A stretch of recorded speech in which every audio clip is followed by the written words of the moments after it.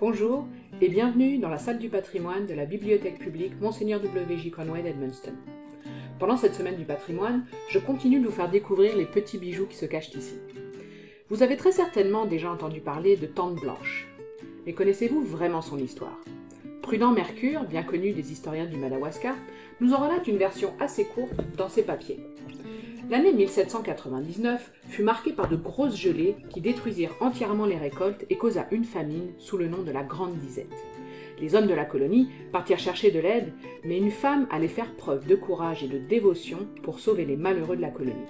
Il est dit que Marguerite Blanche Thibaudeau demanda des provisions à ses frères plus aisés pour aller les distribuer aux plus pauvres, en traîneau sur la glace, en raquette à travers la forêt, un sac sur son dos.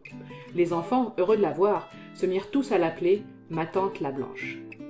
On trouve une version un peu plus romancée dans le livre de Thomas Albert, Histoire du Madawaska, ce dernier ayant basé ses recherches sur les notes de Prudent Mercure.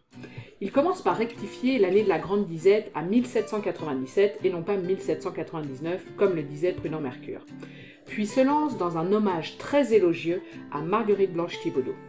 Il dit, et je cite, « Elle accomplit des prodiges d'héroïsme et de charité. Douée d'une force herculéenne et d'une charité aussi robuste, elle fut l'ange protecteur des faibles, des infirmes, des affamés de la colonie éprouvée. » Il continue en disant « Elle guérissait les malades, chassait les sorts, trouvait les objets perdus, réconciliait les ennemis, donnait la chance par ses souhaits. » Comme vous le voyez, Thomas Albert prend quelques libertés sur la description qu'en faisait Mercure. Il fait même d'elle la petite fille de René Leblanc, notaire de Grandpré, dont Longfellow parle dans son fameux livre Évangéline. Pour prendre un peu de recul sur cette histoire, on peut consulter la biographie de Blanche, faite par Serge Patrice Thibaudeau, qui d'ailleurs défait cette histoire avec l'auteur d'Évangéline.